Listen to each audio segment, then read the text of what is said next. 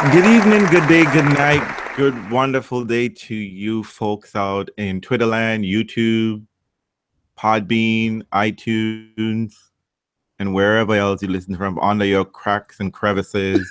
And as always, a special hello to your fam, not mine, NoleFam. I just want to say good evening and welcome to our 81st podcast, if I'm not mistaken. At this point in our production, we don't have a name, but you know what? When it's up on YouTube, you'll definitely see a title, so don't worry. So before I go any further, let me say hello to my hostesses with the mostesses. See, ladies, I remembered on time. Well done. First, we have Andreen from Solely Tennis Travel, who will be traveling this tournament coming week, I think, if I'm not mistaken. I will. And as always, we have our Kato Killing of Podcast, Janina from Foreign, Ohio. Hello. And if you notice that we are in slightly, buoyant mood today, it's because we're recording in the daylight. Unlike usually only Andreen is in the daylight, but this time around our schedule coincided and we are bright and sunny outside. Well, it's bright and sunny on my side, but it's cold as fuck. But Same here. And not only like California girl, and isn't it raining in California today? I think it actually is about to, because I think, and it's actually a little chilly. I'm not talking to you. Just talking about chilly, exactly. Girl, no, move on. Move on. I use the Jamaican term, chilly. That's so like chilly. Unless you're talking about a pepper, I don't want to hear anything coming off from TLC.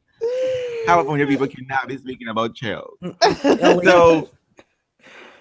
We weren't on last week. We decided to give ourselves a little break, a hiatus, just to sort of like refresh our energies, because this podcast is very involved for us.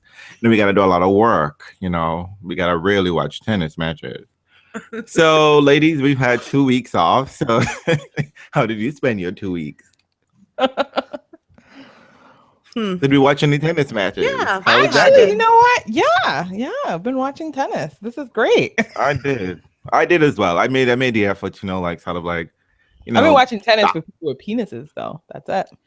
Exactly. I even went to the bathroom to watch that Kohlschreiber Murray fucking madness tiebreaker. Yeah, we'll talk about that. Definitely, we will. Yeah, so some people don't try to don't at us, okay, and tell us we're not committed to the cause, okay? We follow tennis. So, since we weren't on last week, we have a couple of results to give you before we get into this week's result. And let's start with the WTA, if you can catch it, and if you certainly remember, because God knows these women matches are hard to find. So I think last week, if I'm not mistaken, we had Dubai, which was finally concluded. Yeah. And Caroline Wozniacki found herself in a second final. But yes, again, in the second final, in many weeks, she lost to your homegirl, Janina Svitolina. Hey. In straight sets. I did watch that match, and yeah, Carol girl, yeah. I didn't see it. Nope. I did see that. She wasn't ready. She wasn't. I saw that horrible picture that Caroline posted on Instagram. Someone sent it. She was talking about a suntan here, but really what she looked like was her lips were overdone with Botox. I wouldn't have known who it was. Did you guys see it? No. Well, that was the extent of my Woz watching. Usually, I'm distracted by her forehead, her 5 head. I usually don't get anywhere. Like, girl, we need some bangs for that forehead. But she lost in straight sets, and who made it to a final that week, we should say, is Safashova, who's trying to get her life back together. She got beaten down by Timmy Babos. Not mistaken in straight sets. So, it's nice to see Safashova is getting her life together and trying to make it back to the tour, because she had an excellent 2015. So, followed by trying to get her life together, which always happens. A breakout season and then a massive weird illness. A mysterious illness always on the WTA. It's always a mystery. No, not just on the WTA. Everywhere. Most people follow up their breakout season with a mysterious illness that lasts for 6 months or so. Oh boy. And they were in the finals of Budapest. Yes. And this week we have Kuala Lumpur, which saw Ashley Bahi, who used to play tennis, then decided to play cricket, and then now she's back playing tennis. And there's like 10 people really excited about her on our timeline. A lot of people were excited about her. 10 is Not a lot. Me, but, only 10? I didn't count 10, but okay. I ain't All right, you're rounding up. You're rounding up. You're rounding up. I don't know. It's interesting. Ashley Barty is like a really interesting storyline for people. I'm not sure why, but it is. So, good on her. She beat someone called Habino. Yeah, Japanese player. Jabina. I would have rather that be the winner, but I don't even know who that is. And Abina had a nice run indoors, Paris, I think last year, if I'm not mistaken. But go ahead. Yeah. And we have in Acapulco, we have another Ukrainian winning in 2 weeks. I'm telling you, what did the Ukrainian Fed Cup team do? Because it's just like, the Zverev brothers. We don't perform for team, but we just, when we're by ourselves, we're all good. Because Tosarenko. Oh, Tosarenko beat Mladenovic, who then announced. Good for Mladenovic, because that's like her second final, huh? Second final of the year. Yes, yeah, and with this one, but maybe it might have been the cause that she and her longtime doubles partner, Caroline Garcia, broke up. I wonder why. Maybe it's something Kiki said. I don't know. Stop speaking out of turn. Why can't she stop herself? God, she always has to deliver shit online. Kiki, you're not us. We can say shit online. Exactly. Nobody cares. You can't be going out there and DM your friends, girl. DM your friends. Okay? DM is your friend. Exactly. Use DM wisely. Or take a girl aside and say, listen, Carl, I don't know what's wrong with you, but you need to get your serve together when we are down. Or whatever you need to do, or complain about outfits together, or what have you. The many different things that she complains about. But I was a little bit surprised that the partnership hadn't broken up earlier. So I guess that's, Well, note to any future partners of Kiki, she will be trashing you and she comes back. You tell her nothing. You just give plays and that's it. Don't let her see you go anywhere, do anything. Be like, oh, I'm not going to the bathroom yet. Kiki's in there. Okay, I'm just gonna wait because Kiki is taking notes apparently, and she just at you all the time. Kiki girl, what always you work with a girl, okay? You don't need to send a memo, okay? You can just talk to her, okay? I like Kiki in general, but that's a really poor quality that she has, which is to trash people. Well, I kind of don't mind it. I don't mind it, but you don't trash your colleagues when you're going to work with them. You know what I mean? It's like, dude, like your partner in crime. Like, if one goes down, you both go down. That's fine. I don't mind her clear talking about Sharapova or all of that. I think that's really valuable to have somebody who's very clear-minded. But that's the problem, right? But don't trash. But that's my problem. Then that talks about any valid comments that you've ever had, because no one's going to take you seriously. Like, look. This girl be talking to everybody, you don't know what to take her seriously because she's trash talking Carol and she works with Carol and Carol's helping her. I mean, Kiki, no one was checking for you. Just imagine if Kiki and Nick ever started dating. They'd be trashing everyone left and right and center. That would be great. I love it. Somebody make that happen. Don't invite Kiki to your party. She'll blow up your spot. Exactly. Like I said, Kiki don't get to go to the cool party. She just don't. Don't bring her. But you see why Kiki, you don't even have a wingman like how Nick has a wingman. Nick got Murray. Kiki, who you got? Who's gonna be her partner next? Who's gonna be her partner next? I'm trying to figure. You know what? I think it might be Martina. Oh, those two could be together. Isn't Hinga shopping around? She definitely dumb coconut. She and Coconut are not working together, but I know she's actually. I did somebody who really checks out doubles somewhere in my timeline. I can't. No, I'm sorry, I forgot. Can't give you credit, and so I don't have a check for you. But I think the sisters, I forget their name. The Chinese sisters, the Chang sisters. I think they sort of like took. I don't know if they're breaking up, but they're just trying to experiment because like in 2 tournaments in a row, they didn't play with each other. Oh, maybe they're just getting intel. Well, that might be one thing too, or maybe just sort of like, kind of growing their game because they've always been in the hunt, but just never can close, right? They're not closers. So yeah, it might just be they're trying to work out some kinks here, but that's interesting, So I think I'm almost sure Hingis is working with one of them, played a couple tournaments with one of them. But I'm sure someone would fact check us. Susie, girl, you're making stuff up. So so real fans, give us a guess about who you think Kiki should pick up as the next doubles partner. Who can handle Kiki on the tour? No. Coco? That's the next question. Who should Kiki partner with next? All righty then. Who can check Kiki? Nobody. On the men's side, I gotta say ATP is winning, I guess, in much more intriguing matches. We have Dominic Thiem who is playing, look, you miss all of the opportunities you don't take. So, finally he came through and won a tournament in Brazil, if I'm not mistaken. He beat my boo Pablo. And so everyone feels, yay. So what Dominic Thiem is doing is finally paying dividends, I guess. No, nobody believes that. And we had Jack Sock winning Delray Beach, I think, if I'm not mistaken, by default. Because guess who didn't show up? Can we talk about Milos? Why does Milos do this? You know what? If you had a feeling that, because out of the blue, his injury flared up. Couldn't you have lost the Delpo so we could actually have a real final? I hate when that happens. I hate that. He has a really, really bad habit. He's starting a ugly track record of pulling out in finals. This is not okay. Well, it's not even. I mean, has he pulled out in finals or just pulling out? Like he's pulled out at he's pulled out in other finals. He's pulled out in another final? I didn't know it was another final. I don't know. Maybe I'm making it up. No, he's pulled out like a few times after in other matches, semifinals or something like that. Yeah. Four times. But I'm gonna tell you something. This is my little 5-cent degree psychology, paperwork. I tell a lot. Let me correct that. My A in Psych 101, I just think, Milos have some kind of personality issue. Like he's very spiteful and petty. To me, it's just like, because you're right. Like, this is the kind of thing that he would do, right?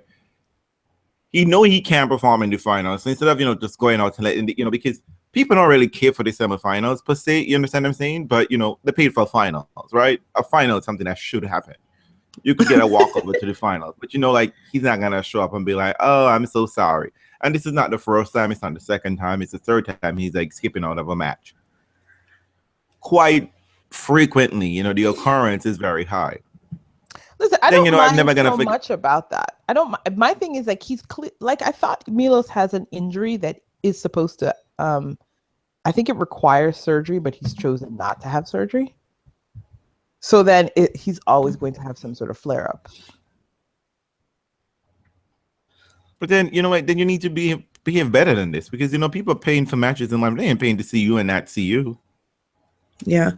Get some weird. The point in showing up and you're not. Exactly. You're not 100%. Yeah. Wait for the summer and play world team tennis or some shit like that. I don't know. What's really horrible about it is it keeps happening in these really important moments. Like I think one of them was actually 1,000. I think it was a Masters, if I'm not mistaken. Paris. He pulled out of the Paris final against Murray, and that's how Murray got number one. I knew there was another final. He did it. He did it in a final. I don't know. No, wait. It was a semifinal. It was a semi. No, usually what happens is and I'll tell you because I always remember, is he'll beat somebody who was like a fave. Because isn't that the same year that he beat Federer and then couldn't keep going? So it's like you're going to beat the person who was on the other side of the draw. Fine. It's fair. It's fine for you to do that. But then you better make sure your ass crawls across the court. Yeah. Because it's like, do this in the early rounds if you gotta. But man, I hate when you do it. Like the semis, he fought so hard for that. And then turns around and be like, listen, I can't play. And it's not like he's playing the match and he's decided and it's Jack he can't Sock. Play. I mean, come on now. It's Jack Sock. Or the thing is, Jack motherfucking Sock. Look. The thing is the preemptive pullout. It's one thing to actually go out on court and attempt to play and go, oh shit, I can't play. But now you like wait, you do it the night before. So what's the deal? Like, were you the day off, a couple hours before the match. I'm almost sure of that. Yeah, no, a couple, but that's what I'm saying. When did you decide that you couldn't play? You got up that morning and was like, that leg's not working fine. And then what has happened is the next week he shows up and plays. And I'm like, it looks really suspect is what it looks like. It's just, it's not great. It's not a good reputation. Rare niche is petty. Oh my God, your analysis because he's petty. No, he's really petty because he's all about like what? I'm here to beat Federer, but you know what? Winning Wimbledon ain't that serious. So I'm not gonna really show up for that, right? Because I have that victory over Federer twice in the year. I beat Delpo, the people's champion, but to beat Jack Sock, don't even know. Because I'm sure I will go with you would have got a set line up for that. He lines up for a person, exactly, not the actual. Yeah, that's true. I will admit to that. Something like how Nick Kyrgios behaves at time too. Except against Murray. Keeping it 100, people. Keeping it 100. Let's be real. You know what? I was thinking about that with Nick. I really was, because I was like, people are like, "Oh my God!" I was like, you know what? Nick is generally bored by tennis. So of course, when there's a person across from the net who has a particular reputation, he's going to be up for that match, right? Because he's there for the moment, not for the entire tennis journey. Which is why when you look at who's lost to, people are like, how could he lose to this person and then beat Nole? I'm like, because he has more fire in his belly for beating Nole than for beating, I don't know, someone on his level. Yeah. So like he's there for the occasion, not the actual tennis. But look at it. I don't mind that he's lost to Murray, but it's how he's losing to Murray. He's not even in any of the games. But that's like, easy though. Can't you see? They played like 4 times. Yeah. And I think he's won 1 set, I think. But that's a given. That's a given. But no. Why wouldn't Nick's brand of tennis matches up so poorly with Murray? It's a given that he would lose that matchup. All the other people he's beating are in some sense much more aggressive in their style of play. So like Federer, that's a given that he and Federer would compete well. Federer's not going to be hanging on the baseline and like hitting multiple shots to Nick and giving him a chance to miss. Do you see what I mean? Similar Rafa and Murray is willing to pay because the people that he's going up around, it's the Nadal and the Djokovic, his generation. So he's willing to wait on the baseline. All you have to do. 9 times out of 10, if you've ever seen the Murray Nick matches, Nick is exhausted midway through because all he does is run down balls. And Murray would do that forever. He will jump ball you forever, all day. And that's all he does to Nick. And Nick's like, I can't run around. Great fun. And then Rafa at Wimbledon, that grass, that played really well to him. And then Novak, let's talk about the fact that Novak was not even mentally in that match too much. So it's like, yeah, I could see that. But with Murray, I'm sorry.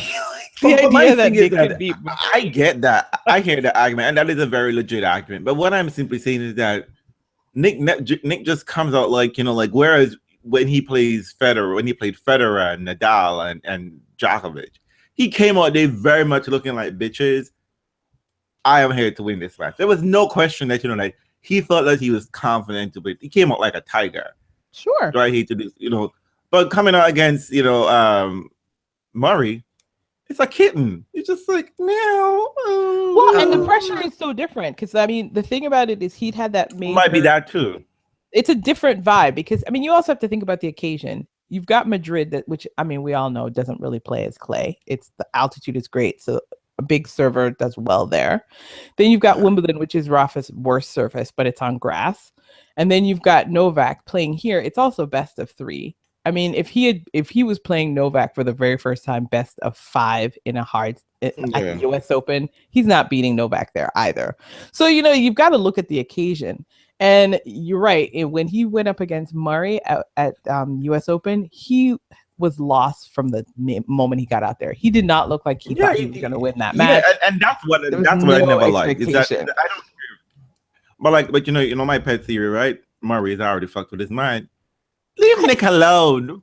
Why are you bothering with Nick? Nick is my friend. I think people say that, but the reality is beating Murray is not as much of a scalp as beating Fed, Rafa, and Novak. Tie guy, get her, Tie guy, get her. It's not like get her. I mean, you know what? Okay, fine. You're right. Maybe he doesn't have to like him, but if there was maybe a little bit of agita, maybe that would help him. Maybe you're right. Maybe that Let would us stop and remember that Murray has 3 majors. But I mean, that's the thing. It's like, what's the difference between beating? I mean, listen, come on. Are you going to tell your grandkids you beat Andy Murray? No, you're going to say, I beat Rafa. I beat Roger. I beat Novak. A lot. Iran has a long way to go. People have a set of alternative facts, but the true occasion would show that we shade Andy Murray far more than we fuck with Nole. I'm just saying. No, I'm just saying, people. We all love Andy Murray. We all love Andy Murray, but Nick's inability to beat Andy Murray is proof that there's really a big 3. I'm just saying. Oh, jeez. He doesn't have enough energy. There's not enough interest psychologically in beating Murray. Because on some level, Nick knows that it doesn't mean as much to beat Murray as it means to beat all the other 3. I mean, is that not clear? Well, meanwhile, he, is the first player since Leighton Hewitt to beat a top player like that in their first meeting. His first meeting with Rafa, he won. His first meeting with Nole, he won. His first meeting with Federer, he won. No one's done that since Hewitt. So that's worth mentioning. Well, yeah, that's good, but you know what? But in none of those tournaments did he win the title. I know, but the key thing for Nick is if you could just line up all the big 3 for him to play everywhere at every time, he might get up enough energy. Yeah, actually, they needed. You know what? They needed Nick 10 years ago. Okay, when it was just like Nick was that ringer, right? Like when you knew that you couldn't win a major because the problem was that you had to play 2 of these people back to back. Exactly. That was Nick will enjoy it. That they weren't losing early. That nobody was like, fuck it. There was no Fonini at that time, right? You didn't care enough, right? So you know that when you're in a major, be like, fuck, who's gonna take care to these bitches for me? Like, I need. No, but the thing to note about Nick too is that he immediately loses a match following. So always.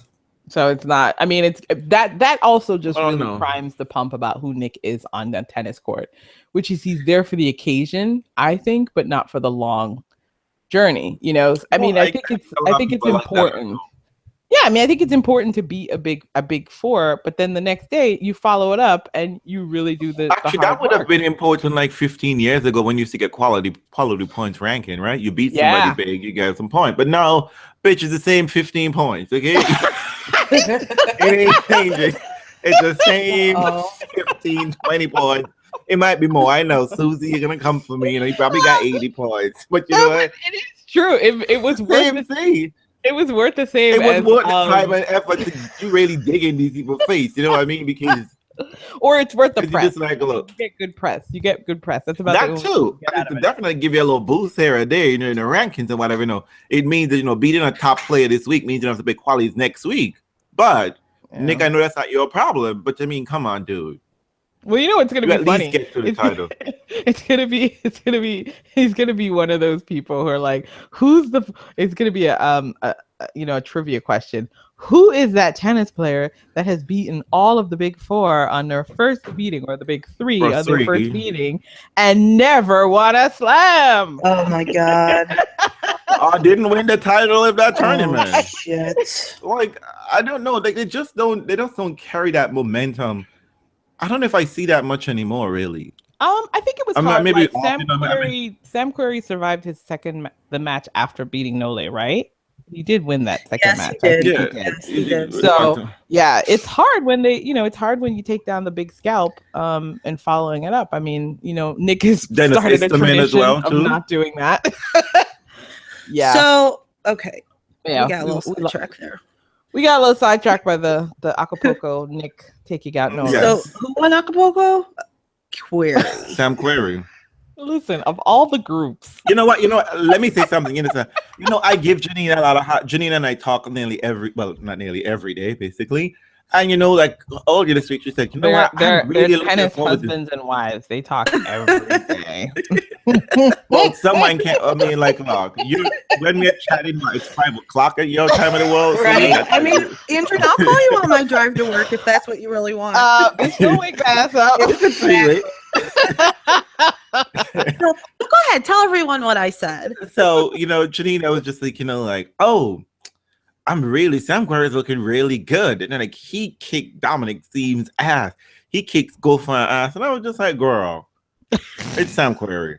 I mean, like, let's be 100. I mean, like, David Goffin and, you know, and Dominic Thiem are showing up for Backyard Classic. They're like some tournament whore. They don't care where there's a ball being bounced or going across the net. They're ready to play. So their ass are tired, done and dusted, right? So that ain't really anything surprised me. You know, like, look, and you know these American players always show up for these non-American B-level tournament, right? But they asked on the shit at Indian Wells, now Miami. But they're like, oh, Delray Beach. Yeah, I'm in the semifinals. I'm in the quarterfinals. Oh my God. Why are you shading these perfectly legitimate, cute tournaments? Because numbers would bear me out right. All right. And we all know that, you know, it's Delpo who's bringing the real magic and action to these areas. Because these American players, they're really boring. They're dull and not interested. But sure enough, we got across the imaginary wall that wasn't built yet, you know, and there is Sam Querrey shutting Realz up. You guys, but he was serving bombs. Somehow, and Janina was right. Somehow, I managed to see a lot of him. I mean, it wasn't planned, right? But I just kept seeing Querrey matches, and I was like, holy shit, because it wasn't the fact that he was winning, it was the manner in which he was winning. He was very aggressive. Was dominating. He kicked ass. He was serving well. He was hitting some forehands that were out of this world. I mean, he was just kicking ass over and over. And I mean, Realz, you weren't the only person that I said, y'all better watch for Sam Querrey. And every single person was like, it's Sam Querrey. I'm like, I know, but we don't seem to know this person. I don't know what he's doing, but he looks really, really good. And when he beat Kyrgios, because you know what? Now, just to back up a little bit, because Andreen, I think I heard you say that you felt like Nole wasn't really in that Kyrgios match. Did you say that? No, I mean, I thought he served well, but I thought mentally he retreated at the very end. Like, he had so many chances in the first set tiebreak. It was weird. It was weird. It was weird. It was definitely weird, but I felt like that was high quality tennis. It was, you know what? It wasn't sloppy tennis. No, it wasn't tennis. It wasn't sloppy. Nick won. Nole didn't lose. Nick won that match. I will say that Nole lost the last game. That was not Nole's serving performance. That was weird. That was a little weird. He served really well. That's something that's actually kind of distracting from people, because everybody was so focused on the fact that Nick played so well in terms of the ace count and everything. Mm-hmm. But one thing to note is that Nick served really, really well, but he lost many of the longer rallies. Mm-hmm. And in fact, Nole actually served quite well. Like, he did. I mean, they both did. That was like first and second serve. They both played. Yeah, it's like amazing. So it was actually weird that in the last game, didn't Nick break to love? Yeah, it was weird. Nole it was like Nole checked out. Like he. But you know what was interesting though? Very done. See, this is why I'm not sure that Nole checked out. Nick had Novak scrambling. We don't see that a lot. Nick had Nole slipping and being off balance. We don't see that a lot. He had Nole. I was waiting for, the Novak to come out that like starts yelling at the crowd like, oh yeah, come on, because he was clearly frustrated. He was apathetic. And he was looking like, I really don't know what to do. Like, I don't know. Well, that's the thing I've been noticing. He had 19 aces, I believe, before the first set was over. That's insane. Yeah, I mean, Nole wasn't able. Listen, he couldn't handle it. He wasn't able to get break points, and that's fine. That's a given in the sense that that's what he does. But he didn't get broken either. So that also said that he was serving well. Right. But his return game was off, clear. And okay, but even though that was actually happening, he still had chances of winning the first set. He lost it, great, not a problem. But you know what? You're in the tiebreak. You could serve you had not gotten broken. Suddenly you have two sloppy errors, love 30, And then you just kind of hit the ball off balance, like you just didn't care anymore. Like you mentally didn't care anymore. He didn't tighten the ship, because I swear that should have been 2 tiebreak sets. It just was like he just really, I think you're right. He was very frustrated.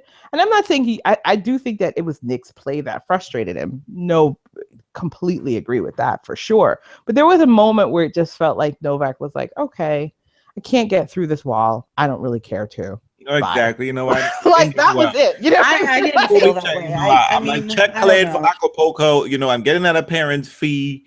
You know, fuck it. Nadal wins this. Whatever. I'm not saying that Nick didn't do it. I think Nick's performance helped, but I do really believe that was a turn down for Novak. Usually Novak is able to, and that's the thing I noticed with Novak and Nadal, is that usually they're very good at problem solving. Well, you better believe very much aware that the other person, that the scrub will get a hot hand at some point. Get it out. They just have to protect business on their side. Which is what Andy Murray. Nick never went away. I will say, no, surprisingly, he didn't. He stayed dialing the entire time. But Novak, I might have to say that Nick out Novak in the sense that he stayed engaged. He absolutely did. But you know what? Engaged. Nole taking that wild card better make the rest of the field go, oh shit, because this motherfucker's about to show up in Indian Wells in Miami. Watch. You know what though? Why he wasn't originally scheduled for Indian Wells? No. He was scheduled for Acapulco. Acapulco was the wild card. I don't know why you would though, Janina, because that performance was not. But we have to remember that you know what? Show up at Indian Wells but he needed match play. But you know what? He didn't. And you know what? He was 2 seconds from losing every time. Like Nole, I mean, Djokovic really should have beaten it. I mean, excuse me, Del Potro should have really beaten Novak. Like that was a great match. I didn't get to see that. That was a match where Novak was forced to play, and that was a really good rallies, really interesting scrambling, all of that. But it's I don't know, man. I'm sorry. It's Novak's affect. He's there, but not there. Like he really, like he's doing what he needs. Well, he's worried about that trap baby. Probably, but you know who Novak reminds me of? Novak reminds me of. But has that been confirmed? I don't know. I have no idea. Novak reminds me of early Murray. You know when Murray could lose to anyone? Right. Novak has that vibe. Like it's not like he's not dialed in Novak yet. No, I don't know when it's gonna happen. Like he hasn't been for so long that maybe he's just not. I don't know. He doesn't know how to get it back anymore. It's weird. Exactly, but I think it's what we spoke about last year. As soon as the French was over, we said, this is it. This is what Novak has been trying to get to, right? It's this. Yeah, maybe he's just clearly lost in a row. And everything just started going down. And Nole, just let you know, boo boo, I heard a very credible doctor say a juice diet is fucking bullshit. It ain't doing shit for you about it. He could do with some red meat. But no, I mean, like, eat the bread, boo boo. Have some toast. Can we talk about? There's an energy. There's an energy that's just not there for him. Yeah, sorry. It's not. It's clearly not. What it was that messy Nadal Cilic shit. I didn't see it. Tell me all about it. Well, I mean, Nadal beat Cilic 6-1, 6-2. It's like Cilic forgot how to play tennis. And you know what? I turned it on and I was like, I'm not watching this shit. I think that's why I tweeted. That's why I tweeted you trying to be like, did I miss this part when Acapulco turned back into play? Wait. Well, but you got to confirm this because remember, Cilic only met Nadal because the other person withdrew. So Cilic didn't play a previous round. Oh, he didn't. So no, so that's always a problem, right? So that means who did he play? So that means Cilic only played one match. One match. He played and it went 3. He played Borna Coric. He played Borna Coric. Then Stevie Johnson withdrew, and then he played Rafa. So what? I didn't even realize that. Maybe that had a little bit to do with it, but No, stop it. Alternative facts. The question. This is the interesting question for me, since you saw it, Janina, and you did too, Realz. Cilic should have had a performance on par with, say, Querrey, right? Because they have similar weaponry, right? Right. massive serve. That's what surprised me when Querrey didn't win this match, because I was just like, it's either Nadal, either we're playing on clay, or Nadal is playing all of this world. But then Querrey was there toe to toe. And let's be 100, Cilic has far more assets and arsenal things in his arsenal than Querrey did. You know what I mean? Cilic theoretically, you should think that, but I mean, Cilic doesn't bring it all the time. He brings that. He hasn't brought that for a while. You know, he's in and out. I get that, Andre, but I mean, breadstick by Nadal and you're Cilic with the fucking hardcore. And you're It was weird. And honestly, I didn't want to watch it. Like, I watched a little bit of it and I was like, this is just stupid. I turned it off. I didn't watch all that. I was like, this is dumb. What was going on his service game? Like, he just didn't know how to play tennis. Wow. He just did not know how to play tennis. Shocked. Well, yeah, for me, as you should be. I thought it was a mistake when I initially saw the score. Just like, what? No. Listen, Marin Cilic served. I turned my phone upside down. I thought I was seeing something. Cilic only served 49%, and he was broken. His second serve percentage was only 38%. Ooh, and he was broken 4 times, obviously. But yes, I mean, he just played poor tennis. Wow, that's poor harsh. tennis. I mean, that's a hard court. That's every time on like a clay court for Cilic, but a hard court, which seems to be a court that was somewhat playing fast. So that seems that should have been helpful. Weird. Wow. It was just weird. I don't know, just weird. Well, apparently he got enough to save 6 break points, 6 out of 10. So hey, he was trying at some point when it was too late. So, I don't know. Wow, I think, but the match lasted. But as always, you know, this is new tennis. The match lasted nearly an hour and a half. The fuck out of here. Ain't that some bullshit? Ain't that some bullshit, right? That should have been like an hour match. How does it? It's Rafa. He had to have time to. He had to have time to pick his butt, move his non-existent hair from his forehead. Do all that stuff. I mean, crazy. Did you watch the final? I didn't get to see the whole thing because I wasn't around, but I did watch. I watched the tiebreak. Yeah, I watched the second. I caught the full second set. You know, Querrey was just unbothered on that serve. That's true. That's true. Like unbothered. I would say that. And here's an interesting statistic: Querrey was 6 for 6 saving break points. Yes. Yep. There was. Nadal never broke him. Well, there was, and he only had 2 break points on Nadal serve, 2, and he broke him once in the first set. There was I think it was 4. Yeah, you know what? It was the game that Nadal got broken in the first set. Querrey had to serve. I think it was the 7th game. It was, and Nadal manufactured break points out of nowhere, and he had a clear open court to hit a winner, and it just went into the bottom of the net. That was that's I was noticing. I mean, I have to say that Querrey, you know, I have to give, you know, Jack the jacket, you know. Querrey played exceptionally well. I thought that he moved well. I thought it was rather exceptional, like his movement. I'm just like, bro, who are you this time around? But he had a very clear strategy. Yeah. Side on his backhand, and then go for the opening down the line. And Nadal kept getting caught in that trap continuously. Well, and you know what? We need to remember that Querrey is a veteran of the tour. He's not going to be easily intimidated by these big guys anymore. Those days are over. And everybody's like, he's going to get intimidated by some scrub. He can show up for the big guys. Yeah, I don't think, you know, the thing about it is I don't know if it necessarily knew if Querrey ever got intimidated. It was just like he was always outclassed. So if you're playing at a fairly high level and you're getting Nadal now, right? You know what I mean? Like you've got to like your chances, right? He didn't seem like wowed by the moment. Well, which Querrey have a couple years ago when he was younger? Maybe because he suffered a lot of injuries, though. Well, he sat on that glass. That was part of his problem. Remember? He sat on that glass. Something about Isna. No, it was him. It was Querrey. Oh, he fell through a table. A glass table or something. You know, it's like he always had these really weird injuries that kept him away for extended periods of time. So we really don't even know what his career might have been. You know, I know exactly.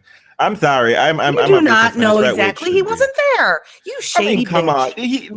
Because I'm not being shady at evil. I mean Querrey, listen. Querrey is a comfortable top 20 player if he is fine. I don't necessarily say he would have been a top 10, but I think he should be comfortably in the top 20 with his weaponry. If he is but he's not doing that. So one of the things that I would say about Querrey that I thought was much more unlike most of the other American men who are not Isner and Roddick, take that back, who are not Roddick, Agassi, and Sampras, is that in the beginning of Querrey's career, he was willing to go outside and play everybody, right? He was playing in Europe. I think this is probably what resulted because he was playing the other scrubs. He was playing Sarkovsky and those players around in challenge, whatever. At one point, Querrey won 3 tournaments on 3 different surfaces. Hard code. So he was putting in the work initially, not like the most American men where they I'm just going to stay at home or wait for the American hard code, season and etc. He was really putting in the effort. And I think he did pretty well at the French one year. So I admired his effort in that respect. But I mean, like his game is not that multifaceted. It's not in a multi-layer. I mean, like you pretty much know exactly what he's going to do. Was Roddick's game multifaceted? You just have to do your game well. Yeah. I mean, that's the thing, right. But Roddick isn't seeking out clay court tournaments in Europe. But that's what I'm saying. But you can't say that his game is not multifaceted and trash him for that, because it's like that's the point. Like, look at his game yesterday. His game was great serving, great forehand, good anticipation. What else does he need to do but that? That's exactly what he did against Novak on grass. Serve amazingly and take risky shots when he had his chances, and it worked for him. Right. He got himself in good position. So what's the larger point you're making about him? Like, you know what I mean? Well, I don't think why wouldn't that have been a good thing for him to be? But I don't see him as being like, as Janina has suggested here, like, like it might have gone to the stars, like his career would have rocketed up there, whatever. I did not say rocketed. I just said I think it could have been better. And he certainly could be the number one. He should certainly have been the American number one, given his toolkit. Yeah. Okay, I'll pay that. But do you know what I mean? Like I never really saw him anywhere other than being where he is there. Where? Like in the 40s? No, in the 20s, solid 20. Listen, if he could say solid 20, he'd be the American number one. Yeah. Is he? Is out there? Well, anyways, at the end of the day, like I have told everyone I've talked to, because I somehow managed to watch a lot of Querrey matches all week, I am not the least bit surprised that he title. I'm not at all. But also, let's be honest though. Are you also not surprised, because we have to admit that as great as Nadal is, he's not the Nadal of old. No, he's not the Nadal of old, but I'm not trying to take anything, away from Querrey. Nadal played had great. One ace. Querrey played great all week. All week. He showed up to every single match and he played great all week. You can't deny that. So you would kind of expected that he might lose. You might expect him to lose to Nadal because it's Nadal. But looking at Querrey through the week, I'm not surprised that he won. That's all I'm saying. I didn't expect him to win, but I'm not surprised. I think you make a very fair point, Janina. But we all have to admit that these are not the Nadal and Federers of old. No, we all have to be that, right? Absolutely. You know what I mean? And I mean, because I would have assumed. I'm sure Nadal picked himself to win that match. He's led that head-to-head 4-0. Sure, you know I mean? sure. Exactly, but he made some very. I mean, like, what I was surprised watching the match was that Nadal couldn't think himself out of a problem. Like, listen, but you know what? You can't tell the commies that. Whoo, they're on that Nadal. He's so smart. He's so smart. He was making some crazy errors, and I mean, granted, that I have to say that that Sam Querrey had a game plan, sure, and he never wavered from it. Why should also Nadal never wavers from his single-minded game? No, he never does. Let's think about this though, because this error-strewn Rafa is the Rafa of late. Yeah. So, it all kind of balances out. Yeah. The other thing I have to say, one thing I found interesting is on the break points that Nadal had, Querrey wasn't winning them by an ace. No. No, that's what I meant. Like there were some clear moments when Nadal could have actually Nadal got what he should have predominantly wanted, right? This is some great shot making. What was interesting Nadal had is some that great moments too. Nadal had great, he had great moments to get the ad, and then when it was time to close in and take it, he wasn't doing it. He was acting like Federer. Yeah, he was this weird error in the bottom of the net. Or or Sam Querrey would like intimidate him by rushing the net, and suddenly he's hitting the ball in the bottom of you know what I mean? That was really, Somebody just like, where were you trying to hit this ball? Like you're trying to. Well, are we playing golf? Like the guy was trying to roll it. No, to get the ad score, he hit like an amazing running forehand to get an advantage, right? And then the next thing you know, he runs and hits the ball straight at the clip of the bottom of the net. I mean, he's literally trying to roll it, not roll it over the net, but roll it under the net. I'm just like, what are we doing here? I mean, Nadal's an interesting one to observe because obviously it's great that he got to the final. But then you have to think that he didn't have the hardest road to the final, Nadal. It was actually the other side that had the harder road. So, I mean, you'd have to give Nadal okay points, just okay. Like, it's hard to say how he is. I think you'll learn a little bit more about where Nadal's level is. Yeah, because he definitely, he skipped all the preparation, like way he traditionally in the past gets his juice flowing, right? In South America, he skipped those tournaments. You just did one for hardcore in Acapulco. It was just you had Dominic team across the thing. But you know what? That was smart because you know what? It's smart for him because if he wants to do something at Indian Wells and Miami, it's just better, right? Why go play on clay? Yeah, and why go play on clay when you can play the hard court and then jump over, go to Indian Wells tournament? I guess the court's better for you because it's slower. So I guess he's not going with the approach like I need that confidence in my game, right? Because in the past when he needed confidence in matches, he go on the clay as soon as possible.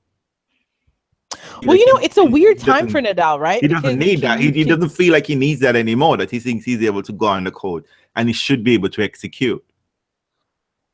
Well, I don't know if that's the thing. I mean, think about it. Like, I don't think Nadal is banking on clay like he did in the past. I think Nadal is in a point where he's trying to save his body. I don't think he's feeling like he doesn't need to play because he is a confidence player and he does well when he strings together good wins. I think that he is trying to be smarter about his schedule and elongate his career. Yeah, and I think grinding it out on South American clay is not smart. Like, I mean, why grind it out on South American clay for like 250 when if you can get yourself to a quarterfinal at Miami or Indian Wells, you've already made those points. Do you know what I mean? Like, it's well worth it to play 2 or 3 matches. Well, in maybe Indian he's Wells. Wiser, but I mean, a couple of years ago, Nadal didn't give 2 shit. He's playing Brazil, he's playing Buenos Aires, he's playing Indian Wells. And look what it did to his body. And look, exactly. So I would listen, it's way smarter to count yourself in on doing well enough on hard court. Those are 1,000 points. Yep. You pay 3 matches and you're suddenly in the quarters. You know what I mean? Like, you're suddenly in a position where you've got about the same amount of matches, same amount of points as you would by grinding it out for 4 or 5 hours. On a clay court. Why do that when you could do that in Europe? And then the other thing about Europe is like now Nadal has like a lot of people who feel really comfortable on the clay. So that's not something you could take for granted, especially abroad. Like now you have Andy Murray who feels comfortable there, and that's Novak's surface. So I feel like that's not, I don't think that Nadal can count on chunks of points during clay anymore. Yep. So I agree. I just like, it's just, and plus, I suspect Fonini had showed up at those tournaments too, so that was gonna be a problem. Oh my god! Let's talk about that. He lost a brutal match to Dominic Thiem last year on clay, so I don't know if he had fond memories of grinding it out last year. I don't think those were helpful. I don't think those. I noticed that we're trying to, forget that glaring error in Dubai. Yeah, I was just going to say, let's talk about Dubai. Well, we'll talk about Dubai, sure. God, Dubai turned out to be trash in the end, didn't it? Ooh. You know what? I'm going to tell you. God don't like ugly, right? God does not like Dubai trashed the women tour. They trashed them. That was 2 years ago, no? For them, yada yada yada, and sure enough, Federer just like, nope, can't show up to defend my title. And Nadal and Djokovic was like, something is in my eye. I can't see. Oops, going home early. It was the women again. And this year, the women played through everything. They played through wind, storm, snow. Hail. They had it. It came at them. They were ready. They showed up. And Kapliskova, she pulled through and she did an amazing job getting rid of Caro. On the men's side, Andy Murray got the gift of Fernando Verdasco in a final. I'm telling you. Bless Verdasco's little breaking himself heart. But Verdasco, you would take that final money any and every day, right? Any that's day just of the week. Okay, wow. Okay, people were panicking about Federer. This is my point of view about Federer. Mm-hmm. I'll tell you what the deal is. Federer is always good to show up when he's committed. However, the one thing Federer always forgets is his ass is old. He was still he's still vibing off that win. He still has that dodgy little niggly leg thing. And he's not entirely match tight, So I've seen this dude. I'm like 5-1 up in that tiebreaker. At this point in time, I'm scoreboarding. So I was like, me too. You got 2 scores. I'm like on my way to work. No, I'm checking it out. I'm just like, I can't watch it because I'm like, I watched the first 2 sets. First of all, this is what happens sometimes with Federer. And I know people might not notice this, but if Federer is winning very, very comfortably, he dials it back. He's doing a Serena, right? He's doing a Serena. Like, let me relax. Let me relax a bit. Like, he's beating this kid comfortably. The first set is almost over in 20 minutes. The second set looks like it's going to be over similarly. And he's like, shit. And I tell you, that's when I checked out. I saw that he was up a set in a break. And I was like, I don't need to scoreboard this anymore. Federer's good to go. And then I get some message talking about what the fuck. And I was like, oh, he was on the way to winning that match in less than 40 minutes. And he does that thing that he does. No, seriously, he does that thing where he's like, shit, this cannot go. This is not a good way for people to make their money watching a tennis match. I will dial it back a little bit. And then the next thing you know, that kid is like, I'm going to go crazy with my forehand. There is a point in the tiebreaker where Federer served, right? I think he's at match point or something. The second set tiebreaker. Yeah. Yes, he match point. Federer is whatever. Yep. He had several match points, but there was by then Federer had lost control of that match. I'm saying it's like by the tiebreaker, I know, but he had lost control of that match. But I would say, right, it's a tiebreaker, and Federer picks his spots with his serve. So you kind of favor Federer in a tiebreaker. It's not even a scrub. He's not even a scrub. He's a satellite. He's an astronaut. Plays satellite. He's already in a challenger right now. Yep. Exactly. Don't ski. It's just like whatever. And Federer just like, meh. The guy, he picks a serve. The guy hits this unbelievable forehand return winner. Federer's like, meh. I don't gotta do anything special. It was almost like he was just like, it was weird. Not interested. Yeah, it's very weird that I could see him losing focus in the middle of the match. It's too comfortable. A Serena, no, he did that. Serena, listen, he definitely did that. He did that in the beginning, and then what happens is you've got to be careful, right? Because if you're not fully dialed in, and the person decides on the other side of the net that they're here and they're just going to start hitting big, which when that starts happening, watch out, because he didn't even rise to that occasion. Because no, he didn't. Like Fred was like, you know what I mean? Like by then he had started to get a little bit lethargic, a little bit sluggish. He was confused about what he was doing out there. And I was like, no, well, you kind of touched on this for a second. Yeah. We got to remember, seriously, this is Federer's second tournament in 8 months. What the hell do you expect? The Australian Open, as beautiful as it was a fucking fluke. That wasn't supposed to happen. I tell you the God honest spell truth. Let me tell you what I think had happened. It's because Realz thinks it's because he was Federer. And then he's there, and then he's like, you know what? I wonder how Norman is doing. I wonder if Norman is doing. I wonder, is America checking on Norman? Oh, I hope Milo didn't touch Norman and mess up Norman. oh, Norman, you know what? No, I think I'm gonna go check for Norman. Norman. You know what? And he's just like, you know, and it's you can almost see it in the tiebreakers, right? Because Federer didn't tighten up. He didn't tighten up his game. Because what happened in the third set tiebreaker, it's almost a repeat. Yeah. It's a repeat of what happened in the second set. Big hitting by commentators were just like big hitting by Donskoy, right? Like Fed's like exactly. The commentators just like, no, this is not gonna happen again. Here we go again, right? Up 5-1. All matchmakers are betting on Federer, but Federer, they're like, Norman, did I put a blanket on Norman? He might be chilly. Oh my God. Well, you know what? There is a moment it almost looked like Federer stopped and thinking about Norman or what he's gonna have for dinner. Friends. And then he says, you know what? I was thinking of putting my head on a pillow and thinking about Luca Puig. I'm playing Luca Puig. He said that? He didn't say that.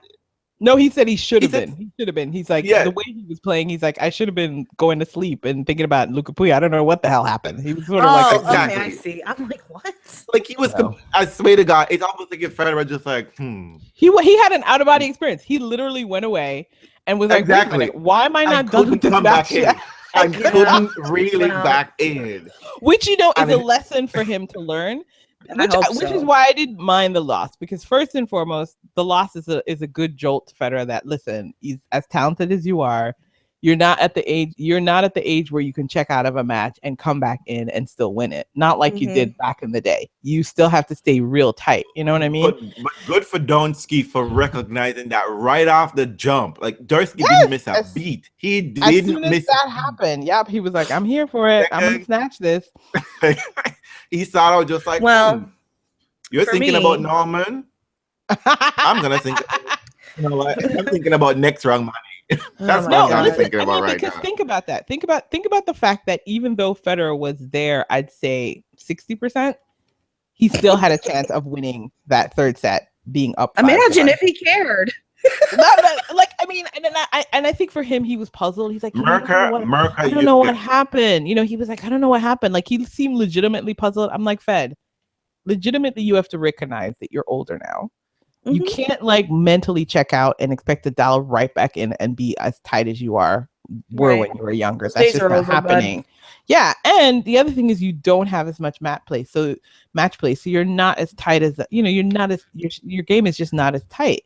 And also, I do still think he had a niggling leg thing, and not to take away from Donskoy. I think Donskoy played great, but I think for Federer moving forward, it's important for him to recognize that he has to stay fully engaged.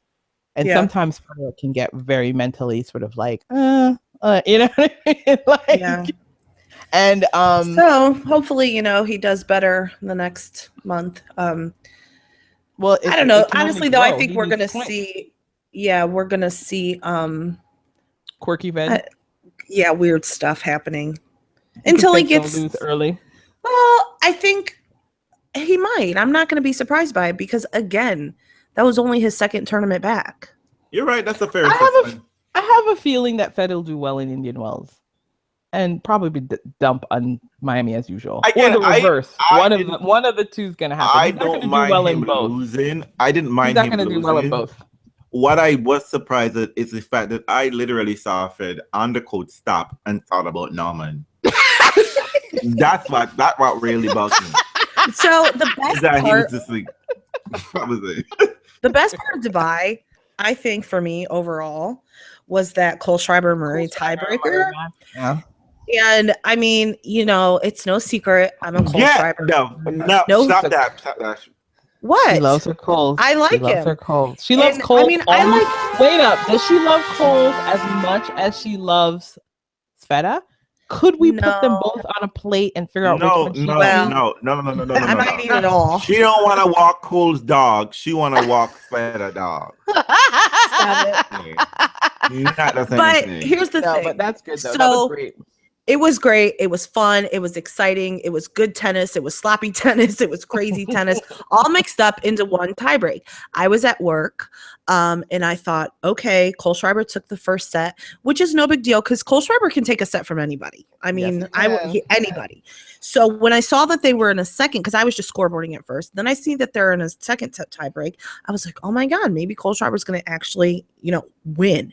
So I turned it on. I'm like, let me watch this real quick, right? At work, real quick. A half an hour later, motherfucker loses that tiebreak. And I turned it off. And I remember I got some tweets and stuff, and I'm like, no, I'm not watching. Kohlschreiber's going to lose. He's either going to get bageled or breadsticked in the third set because this is what he does. If he doesn't, if he's playing tight right like that and he loses, he doesn't win the match. Like he does not. Anybody that's followed him even a little bit should know that about Kohlschreiber. But that second set tiebreak was so fun. Like it was so fun. Really it was so entertaining. It was fun and entertaining, but it was the same thing Kohlschreiber did. Always. I mean, that tiebreaker is that tiebreaker explains Kohlschreiber's career. The whole fucking thing. So close, can't shot making. Yeah, the gorgeous shot making, and then the sitter put away. Yes, and retreat. And retreat. It's like he's punching him in the face and then runs back. It's just like you. Oh my God! I'm sorry. Listen, again, anytime there's a men's match that is extra long, it is extra unnecessary. Well, let's be 100 about it. I don't know. I mean, the tiebreak was extra long. I don't know how long the first set took. They should have taken care of that. They could have taken care of that tiebreak one way or the other. Okay, we didn't need 20 extra points or whatever the case may be. I know people will rant and rave about how great and awesome it is, but I'm telling you, watching it from a bathroom cubicle, I am telling you. Well, maybe watching it from the comfort of my seat is fine. I thought it was fun. I did. I thought it was fun. The longer it went, the less I expected Kohlschreiber to win that set. Exactly. For sure. And he had the opportunities. And he had the opportunities to do something. So many. But you know what? So did Murray. And it just kept flip-flopping. But even though it kept going back and forth, I mean, you know what? You don't get to have 7 match points against Andy Murray and not take one. That was the final. You know what I mean? That was the final. It coulda, shoulda, woulda. I mean, it was good. That was the highlight of Dubai for me. I didn't watch. I didn't even watch the final. No way. I ain't got time for that shit. Let's just say what happened. Verdasco'd. Of course he did. He would, because this is what he's. I'm telling you, a scrub will always be a scrub, even when it's trying to be a grand champion. Yeah, I'm telling you. Mm-mm. So that's the tennis. What's up with the news? There's another interesting thing. I think one of the things that we can touch on is one of the first. Let's get rid of the dull, uninteresting thing first. WTA, why the fuck nobody can watch you on TV? Like, what the hell's happening here? I actually said to someone, I forgot the women were in Acapulco because they're never on TV. And you know what's so strange about why is that happening? How is it that they also don't even get referred to? Like, it's fine that you're not going to cover them. I get that.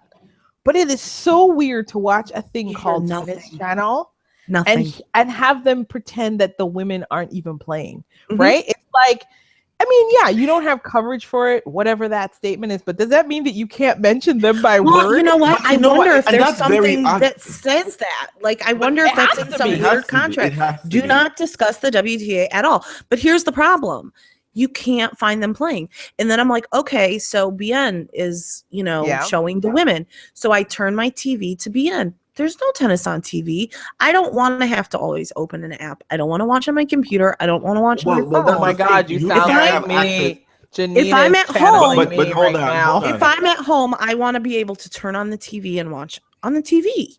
I mean, but hold on. You can't have access to that app, to live matches from that app, unless you have Tennis Channel login.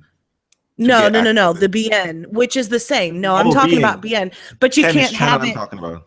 Well, BN is the same though. It operates the same way. You can't have the BN app and watch the matches if you're not a subscriber to that in your cable package. So either way, you're screwed. That's what's so weird about it, because like for example, so I would watch like a because obviously I would watch a match in Acapulco. Now Acapulco favored us this time, so it was like perfectly comfortable on the West Coast. Mhm. So I'd watch a men's match and I'd know that a women's match is happening. So I'd go to BN because remember I paid for that sports package that accidentally gave me BN. And it's not nowhere there. And I was like, okay, so wait a minute. So where? And I look and there's like no WTA listed in any comparable time. And I'm like, well, how is it not happening at the same time when the men's match is going on right now live? I should be able to flip over and see a women's match on BN. Whatever. And that's not happening. Whatever the WTA is doing with this TV contract, you're hurting tennis. You're hurting the tour, the women's tour. It's you're hurting your business. You are totally because you can't find it. They're holding it until they drop their own product, which I'm sure people are going to jump on and be happy about. But one of the things that's so weird to me about that is that I forget you, it's like a TV show. If I forget you're playing, I will not return to you when you come back. And that's the problem. I am forgetting about the women. I genuinely am. I'm forgetting. And I'm just like, oh shit, this should be on somewhere and it's not. And that's a problem. The contract so they can at least mention it's happening. Like, could they just say we're not allowed to show the WTA's match, but this is WTA score? Because literally, it is so spooky. It's like they don't exist. So spooky to watch the tennis channel and have them say this men's match is coming up, and to know that there's another court playing a women's match and to get no score, 0. Not even like, oh well, here's the score line. Nothing. How does that even happen? Why are you even calling yourself the tennis channel if that's what you're doing? Yeah. Like, you may as well just call yourself the ATP channel, which I wouldn't mind, but at least it would be clear. It would be clear, but I don't think this has anything to do with tennis channel. I think this is the WTA's doing, to be honest. I mean, I don't know, but that would be my guess. It's probably a contractual thing because it's just weird to have a tournament that is that is a co-ed tournament and have the commentators not mention a single word about the women. They got to fix this. That's all. Something has to give. If this is how the whole year is going to be, where we have to like go on a treasure hunt to find a way to watch a women's match, I'm not going to watch any of it. I'm not. Well, we're about to observe what's going to happen in Indian Wells, because I know Indian Wells is specifically very different, because I know Indian Wells, the tournament, pays to have women's matches on Tennis Channel. So I'm curious to see, and also Indian Wells in general offers more coverage of the matches. So I just kind of want to see how differently that's going to play out, even with. But is it going to be that way this year? Do we know that hasn't changed? I mean, I saw an announcement that said that, so I don't know what that means. So I was curious. So I was like, okay, well, let me see what that coverage is going to look like for Indian Wells, because I know Indian Wells is unique in the way that it offers coverage, because it pays more. The tournament itself pays for coverage, not the WTA. I hope so. So I'm curious to see what that looks like. Obviously, the WTA understands that it has a brand, and it's obviously trying to figure out how to make its money from its brand. And I'm sure the platform that it's going to go with, it'll be really great once it gets launched. But it's really weird because honestly, out of sight is out of mind. Like, it really is. Like, yes. You know me. I don't go outside of the Australian Open. I don't think that I've watched any women's tennis hardly at all. I've caught an occasional match on BN when I remember that that's where I have to go to watch it, and it's actually on TV. But I'm not seeing it. Well, that's a real problem. I don't have those kind of problems, right? You just know I don't. Oh, shut up, streaming queen. No, I mean, but that's because you're a streamer, Realz, and I think people need to understand that streaming is not the normal tennis watching crowd. It's not okay, because you don't get you're liable to this is purely from an economic point of view. I just couldn't keep paying cable bills, and not have the case to me. And also, I just But there are a lot of people who stream. That's how they get their tennis. But I think another avenue that WTA should explore is the highlights. There are people who are putting out very excellent and very rated, very well edited highlights of matches, and yet they're trying to force people to pull it down. I understand it's your content, but this match goes into a vault somewhere and it's never seen again. But here's a way to grow your sport and whatever, and people bringing it out there. And I know there's some matches I just won't pay to watch live. I'm just saying any Nole finals unless I must. Highlight reel is effective for that. You know what I mean? And that I think is rather helpful. But for me, again, I understand that. I mean, like for me, cable, because I had to deal with what cable telling me I must watch. And that's always a problem for me. But listen, I don't care about that stuff. Like, honestly, I get this whole idea that take TV into your power, but that's not most consumers. It really isn't. Most consumers are still watching regular TV. It is an effort. It is an effort to get it just right. It is an effort. Why do we have to this is the thing. Are people going the extra mile to watch football? Are people going the extra mile to watch basketball? It is delivered to them because the expectation is we have a product that we need to put in front of you. Yep. Why do I have to go excavate or act like I'm searching for gold? You're right. And tennis is not even trying to And tennis is not even trying to grow itself. But let me give you 3 for a bid and get you to love it. Yeah. And then force you to pay for it. WhatsApp, right? WhatsApp was free at one point. It was no fee.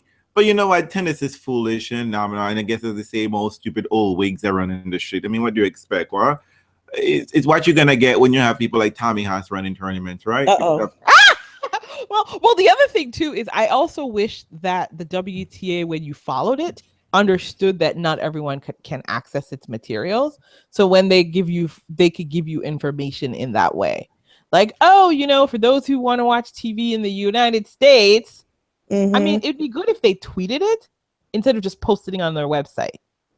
Yeah, because if I don't go to the WTA website. I don't. I mean, who does? Or so the it's ATP. like, I just don't. It's just not a thing you do. Like, so it'd be nice if you use Twitter. Like, why wouldn't you be monitoring how people are watching or talking about you on Twitter? Like, this is like care. I think they have to care.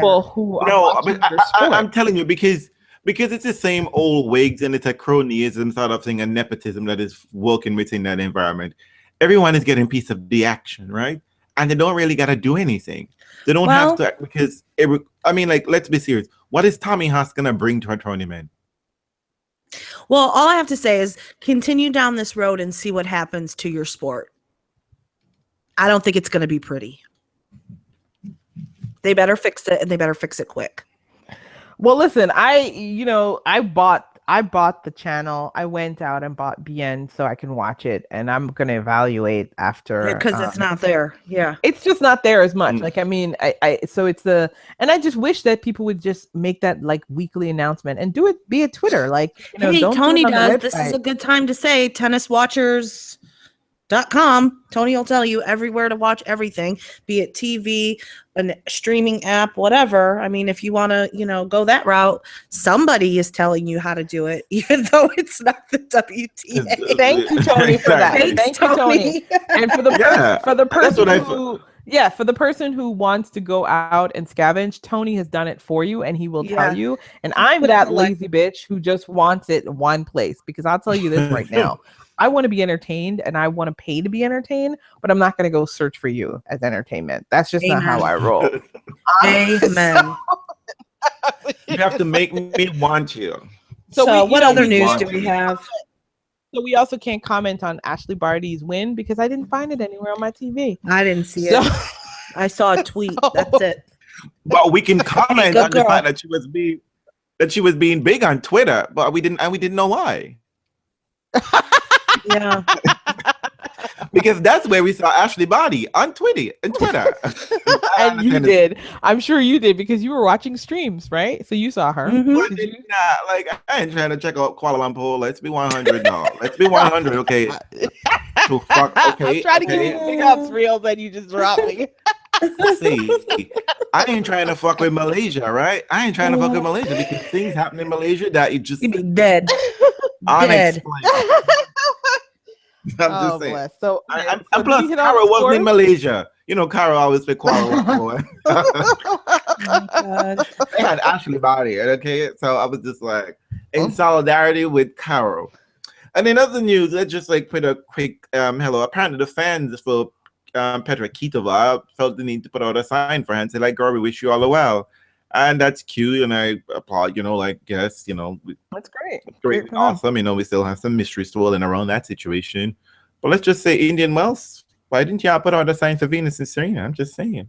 When you were missing her, you could have had a whole sign with Venus and Serena the whole time. Missing you in Indian Wells, you could have kept it for years. Totally. Exactly. See? Or maybe they would have come back sooner. But you know what?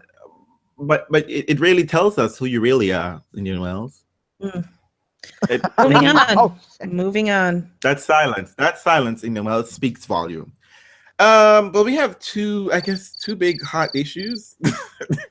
That wasn't many people. Also, in the interest of also sort of keeping us all abreast on what's going on in terms of purchases and what it all means. I don't know if you all are aware. I think the announcement was just made on the 2nd that Clair Broadcasting Group now owns all the things that are related to tennis media.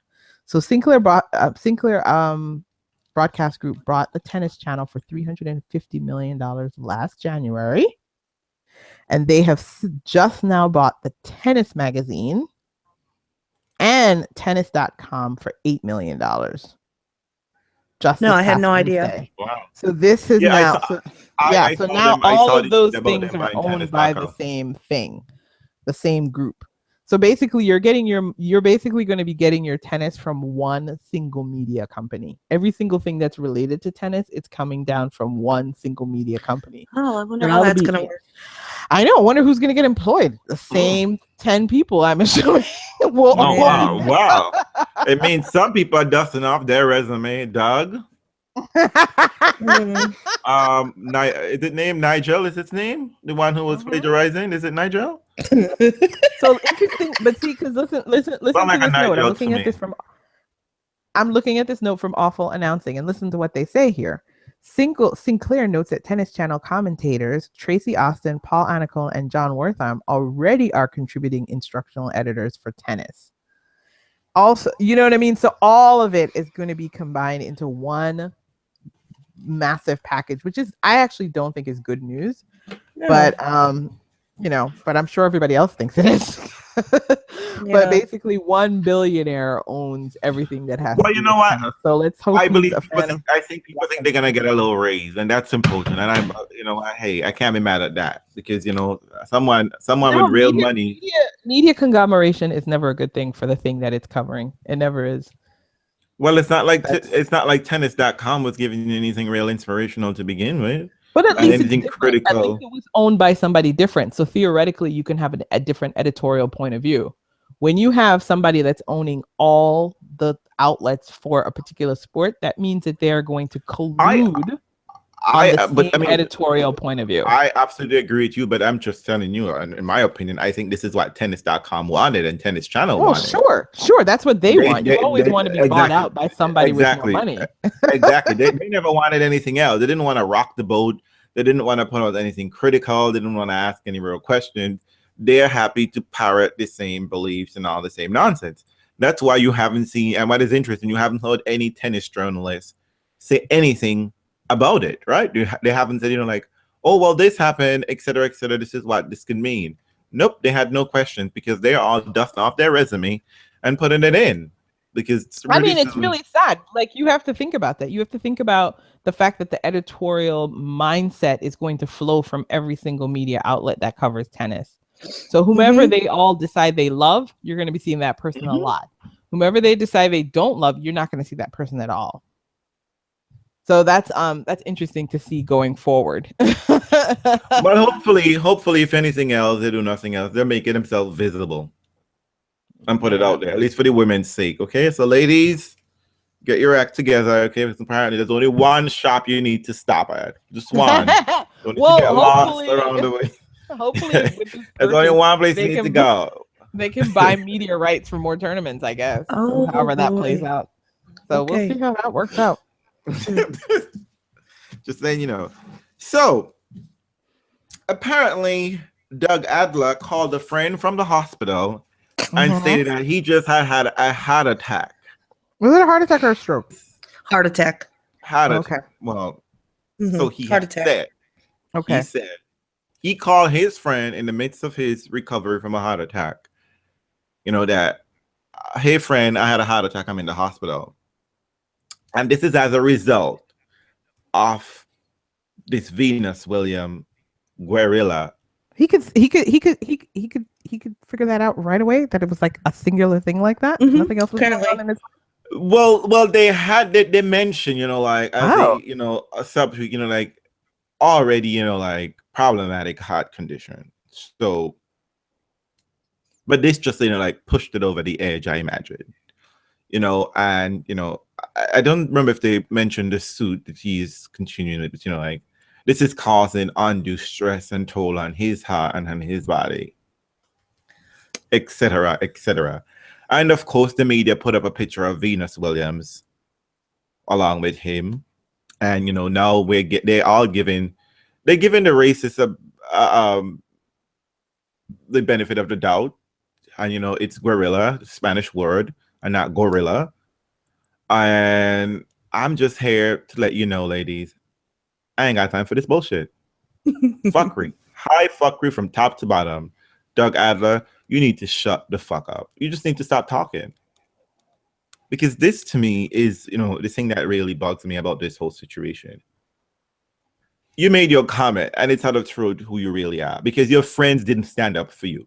ESPN didn't say, you know what, he made a mistake. It took out of context. We're going to give him a little probation, sensitivity training. They say, apologize, get the fuck out of here. That's how to speak to you. None of your friends, or the friends that you claim have shunned you, haven't stand for you. And look, we know stands, okay? They stand for anything, okay? It ain't take 2 bits to get them to go screaming some tweets about it. They said nothing. Most of your friends didn't give you the benefit of the doubt. Then you decided to sue them, and you blame Ben. Ben, I don't know, girl, I don't know what you be doing to these tennis reporters live, but you, look, girl, you better get some Secret Service, because there's a lot of careers be coming for your ass, okay? A lot of careers caught into them because of you. And to me, this whole mess, I'm just like, Doug, I'm sorry, girl. I don't believe you. I don't believe you had a heart attack. And even if he did have a heart attack, I don't even care. Even if he had one, why would you attack because of Venus Williams? Listen. This is my take on Doug. Yeah, that's crazy. Doug has done some things in the past that we don't know about, and this was the icing on the cake, because you don't get fired over. And like Realz said, no one's sticking up for you. No one is coming to your aid and saying, you know what? We're not even hearing about what a nice guy he is. So obviously, some have pushed that. Some have pushed that now per se, but we're not. Yeah, people. I guess. I guess. I mean, none of that's happened.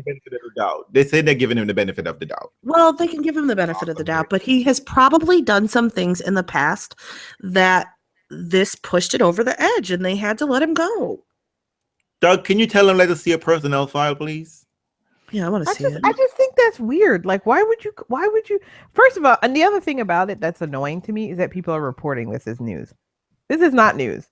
You had a heart attack. Take care of yourself. Be well. Don't use your heart attack as an excuse to drum up public sympathy. And if I see another person tell me that Doug is nice, I don't give a fuck. Right now, I don't give a fuck. Nice people do bad things all the time. All the time.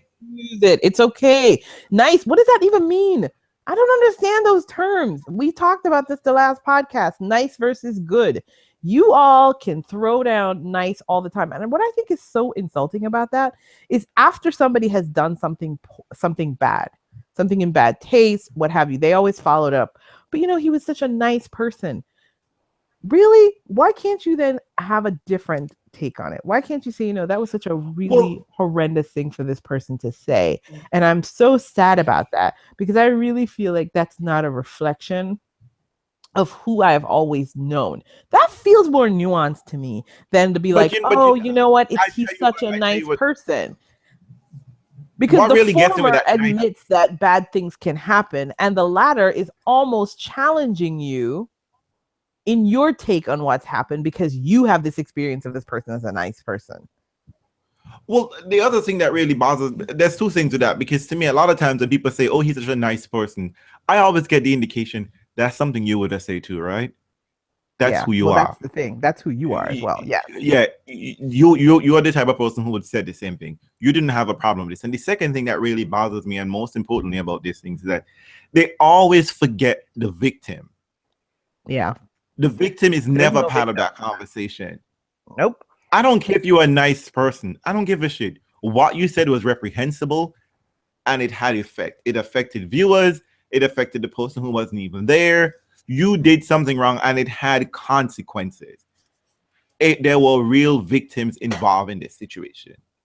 It wasn't nice for Venus to get off of that court, and then here, this is what someone I'm sure she probably knew of and respected, and this is what is still happening. She's trying to do a thing, at 36, and come off the court saying that a commentator called her gorilla. And Adler, get the fuck out of here where people use the word gorilla all the time in tennis. They don't. Motherfucker, they don't. They just don't. They just don't. So stop with this bullshit lies. And even if it is the truth, it came off badly. They're bad jokes and they come off insensitive. Mm-hmm. You know what I mean? You just have to accept that. Don't try to pivot and try to say, I didn't do anything wrong, etc., etc. You're not even apologizing. He's not even saying, you know what? I can see where they're saying this. And you know what? I should have chosen my words better than that. He's not even saying that. He's just saying, well, Ben went around and tell everyone I'm a racist, and I'm not a racist.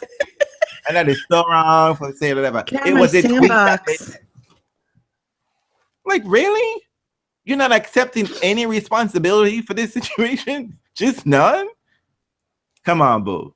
That's why they fired your ass. Because they know this is who you are. So you need to suck it up and go apply for a job in the back room at this new tennis conglomerate or something, or start your own podcast. Oh, honest to goodness, he'll be fine. The conglomeration of tennis means that there are lots of people who know and think he's a nice guy. So he'll find his way again. This is why I'm not here for the wounded Adler storyline, because at the end of the day, he will be fine. He will be fine.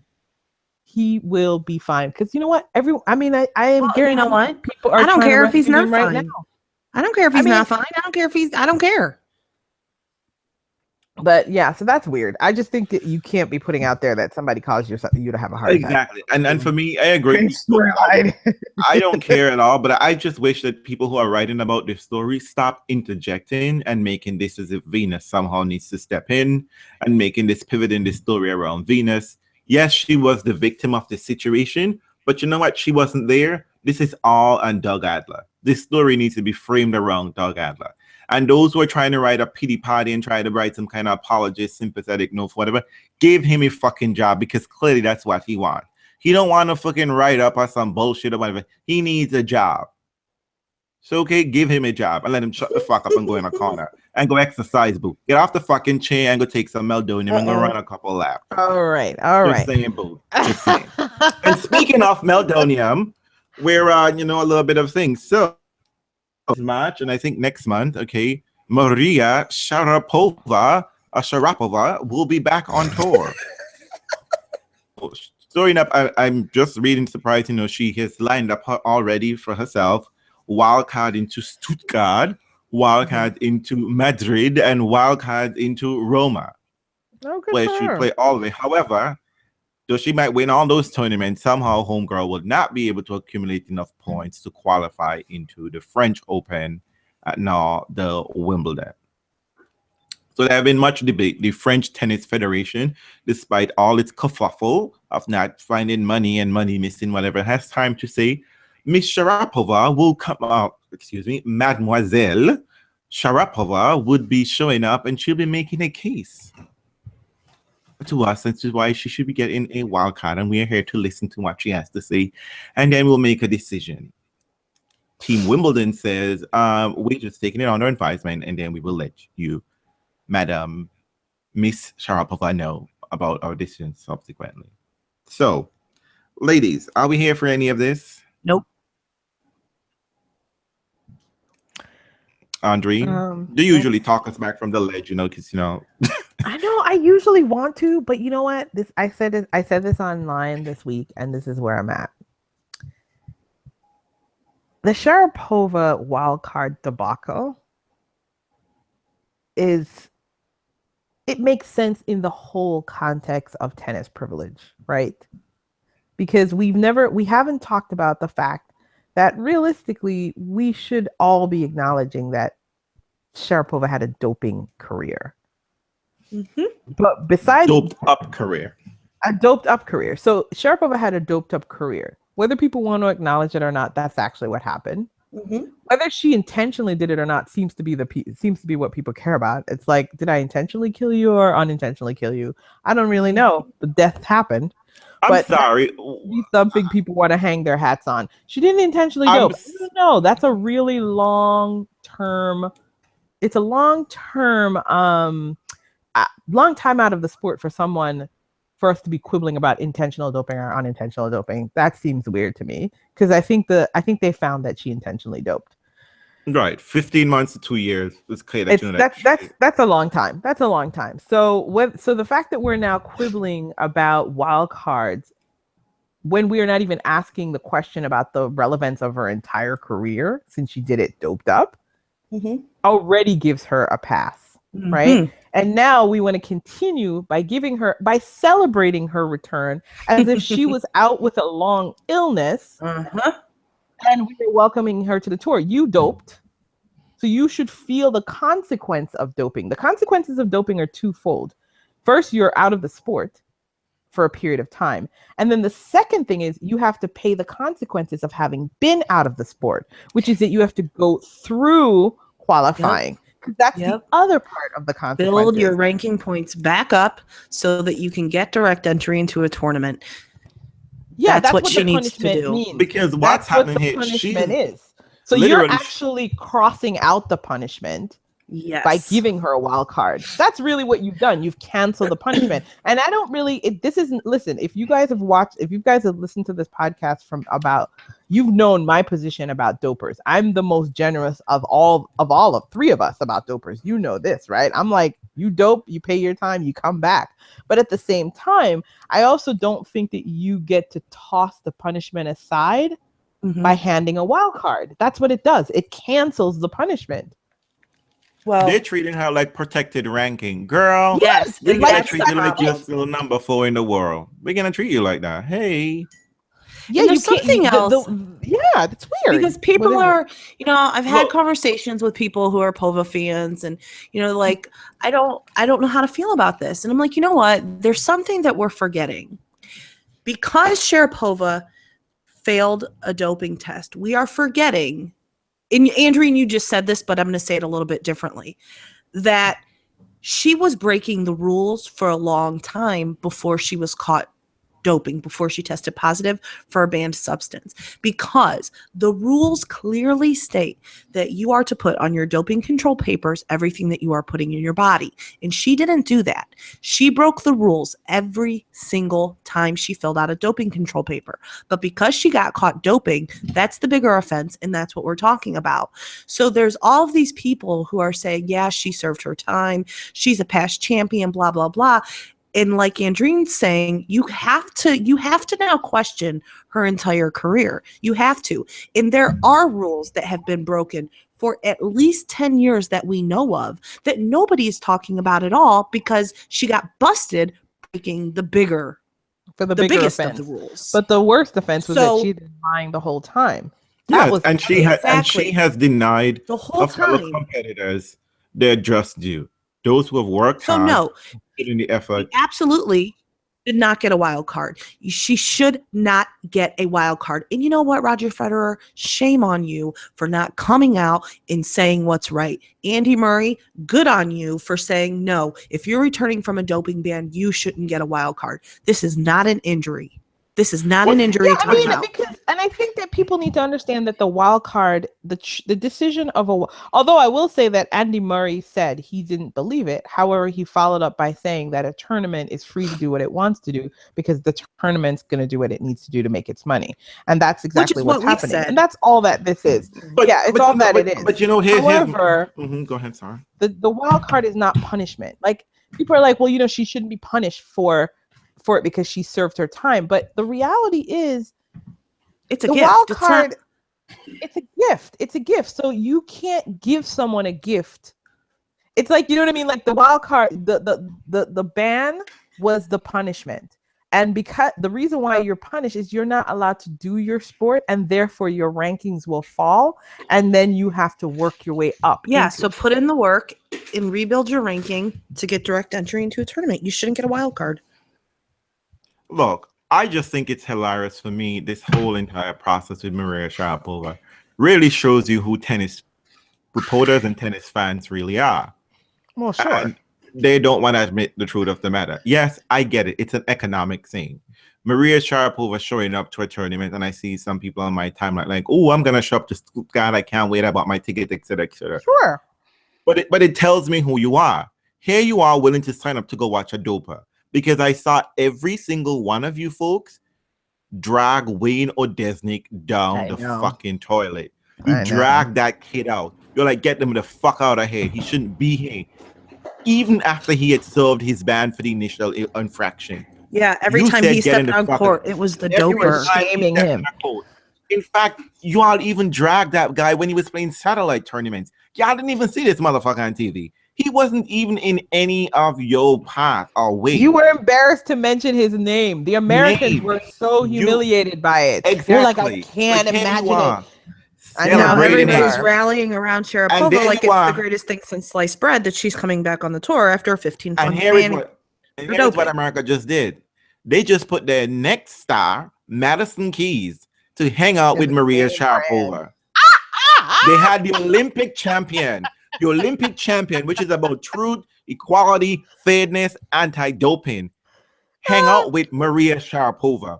We have the 18-time Grand Slam champion, Martina Navratilova, talking some shit about, oh, yeah, they should give her a wild card, etc., etc. That is complete utter madness. But you know what? Let's be honest, though. This is the thing. This is why the media conglomeration story matters, right? Mm-hmm. Because you're getting your news from the people who are producing the content of the tournament. Like, everybody's in bed with each other. So how critical is John Wertheim going to be? How critical is anyone going to be, really? And so somebody tells me that if I think we said if we had a different perspective on the Sharapova wild card, people are saying it's sanctimonious. Isn't that interesting? Like, I think I had an interaction with Ben actually about this, and he's like, well, I can understand, I don't want to be sanctimonious about it. It's not sanctimonious to have values, right? And that's how we're characterizing people who are having problems with the wild card doling out is, you're being sanctimonious and punitive. Well, guess what? That's what a ban is. A ban is punitive. That's what it is. A wild card is a gift to somebody who you think has done a lot for your sport, and you're sad that something happened to them and that they have to work their way back in, and you're going to help them out. What deserves gifts? Somebody who's had an injury, somebody who legitimately fell out of the sport through no fault of their own. That's usually my sense of why someone gets a wild card. You don't get a wild card because you've broken the rules of your sport, have had to take the punishment for it, and then you come back and get a gift. So I don't think there's sanctimony in that. I understand why you'd want to define it as sanctimony, though, because if Sharapova is not able to get into your tournament, you don't get the fans, you don't get the coverage, and then that's money out of your pocket. So having Sharapova in a tournament is just as good for you as a reporter. Mm-hmm. Also, I think that. We all understand it. We all understand that also, you're in I think it has to do something about their own inner demon, because they see themselves as Sharapova, right? She's the girl that they wanted to do. So there is a disappointment within themselves. Well, betting on this horse. Well, yeah, the psychological. Listen, the psychological impact of embracing whiteness, you got to deal with that on your own. I'm not even going to go down that road with you. That's your problem. However, what I'm saying is that if you want to sell yourself as zero tolerance, you don't give the person who created a doping reputation for your sport a gift of a wild card. Yeah.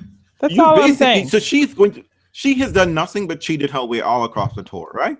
And she's done nothing to follow it up by apologizing. Exactly. None of that, right? She also threw your sport under the bus. Exactly. She threw your sport under the bus. She lied about everyone. We all know Mac's story is full of shit. And we can all sit here and people can try to pretend that they didn't, like it was unintentional doping or some shit like that. I don't know how that is even a thing unless I don't know, you can unintentionally dope for like 10 years. It's like But, flex you know, sex when you slip on a penis. You know how sometimes you're Oh my sitting there. God. There's but a you know, penis right there. but again, you know what? You know, it's like my problem. Unintentional sexing. But you know, Maria Sharapova's story is such a microcosm of what we're really living in this real world, right? It's somehow the Russians are evil, but when it comes to this one instance, no, they're not. All the Russians, we had a problem in the Olympics. The Russian athletes are cheating, they're doping, they have a secret lab and all this crazy shit together. But Maria Sharapova was not. It's the one exceptional, exceptional Russia. Despite the fact that there is clear evidence. Despite the fact that there is evidence that they failed. The Russians there is evidence. And she said, you know what? I doped in the beginning. You know, like, yeah, I failed a doping test. I can't take tennis seriously. I cannot take them seriously because they don't. Why we have so much fun with you and tennis. They don't take themselves seriously at all. Because watch next week, someone's gonna fail a doping test and watch tennis go all out to drag this person down to the ground. I'd kick them out of the sport. And you know they're gonna kick out. They're only gonna kick that person out because that person is a satellite person and doesn't have an impact on the sport, and they think that they can just like, we're really hard on the sport, we're really hard on people who dope, and you're going to kick somebody out who needs tennis to make their living, but your star person who has dope, you're going to be welcoming with wild cards. How you don't see that as some sort of at all the prestigious, I mean like Maria's not even trying to get a wild card into Gstaad. She's not even trying to go to some back alley tournament. She wants wild card to all the star illustrated events. Tennis so that tells me something about tennis, that you don't believe in yourself and believe in your sport enough that you're gonna put a dope up there. Well, and shame on the rest of the women. I don't care who you are. Serena, Venus, and all of you women who are just gonna sit by and passively let this happen to your sport and not say something and speak up about this issue and demand that your organization do something about this and stop this madness. I have a little X against your name. I know it don't mean shit to your people because your life, your pocketbook is still gonna be full with money.